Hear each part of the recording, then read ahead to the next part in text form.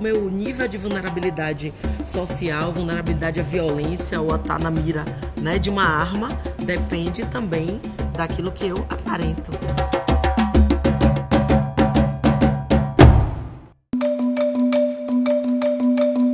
Eu começo a desenhar desde muito pequena, ainda reproduzindo aqueles mesmos croquis e princesinhas brancas, loiras, de cinturinha fina, né? Até começar a entender um pouco mais do mundo e entender que nada daquilo que eu tinha como espelho para a construção, inclusive, de um feminino era condizente, inclusive, né, com o meu fenótipo, minha aparência e da cidade inteira, né? Eu venho de Santo Amaro, onde todo mundo é preto.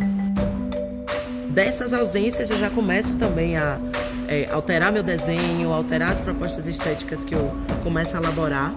Fiz uma graduação em letras, onde eu já fui migrando também para esse campo de produção artística do vestuário para problematizar questões de gênero, sexualidade e de raça, né? Tanto minhas pesquisas acadêmicas como telas que eu pintei, exposições que eu fiz, instalações, desfiles, performances, todos colocavam o corpo como centro de um debate sobre os marcadores sociais da diferença na minha vida inteira.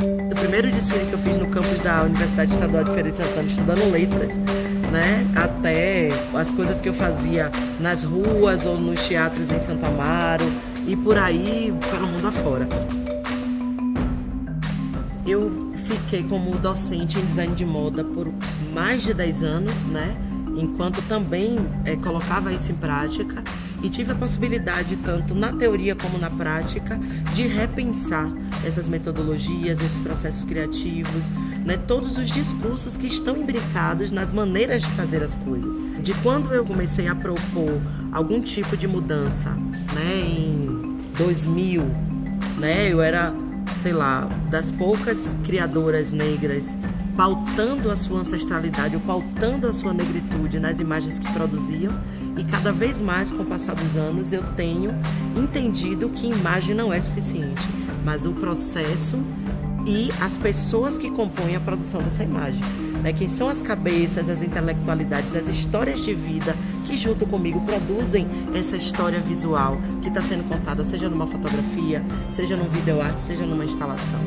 Então eu tenho cada vez mais nessa perspectiva ativista, antirracista e feminista, estou escrevendo sobre isso na tese de doutorado, moda e aparência como ativismo político e como espaço de expressão dos discursos dos marcadores sociais das diferenças. Intrinsecamente ligado a isso, né, eu venho produzindo uma reflexão, pensando o porquê. Quando se fala de raça, não se fala de aparência, né? A gente fala de racismo, mas o que é que coloca a gente no mundo?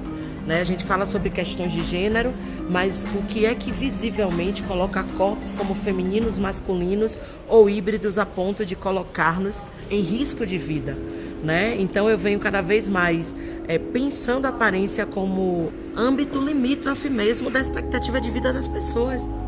O meu nível de vulnerabilidade social, vulnerabilidade à violência ou a estar na mira, né, de uma arma, depende também daquilo que eu aparento, né? A maneira como eu sou tratada, a maneira como eu sou respeitada ou não como profissional, centralmente, né, o que me apresenta como esfera primeira é a minha aparência. Quando eu me desloco do campo de pensar exclusivamente, que nunca é exclusivamente, o design de moda para o campo de estudos de gênero e feminismo, eu consigo ampliar, me reconectar com a minha formação em letras, porque eu trabalho com gênero e linguagem, e aí eu passo a pensar corpo como linguagem de comunicação e expressão desses marcadores, a roupa, acessórios ou qualquer coisa que o compõe, não como elementos sobrepostos a essa corporalidade, mas constitutivos dessa corporalidade. Não lhes é autorizado, nem autorizada a sair por aí sem essas tais, dessas roupas, né? Elas são peles sobrepostas às nossas peles, né? O que a gente desenha sobre cabelo, desenho de sobrancelha ou essas técnicas corporais e cosméticas são elementos discursivos. Quanto tempo a gente viveu sem poder lavar o cabelo e secar e sair no mesmo dia? Né? A gente está falando de produção de subjetividade, constituição de identidades, elaboração de imagem de autoridade ou de subalternidade para além do que a gente aparência, como potência de ser, como potência de feminino ou masculino ou o que for. Numa preparação de uma coleção, que foi a coleção Fluxos, onde eu falava sobre diáspora africana, escravização e os cabelos como elemento de linguagem na diáspora, né?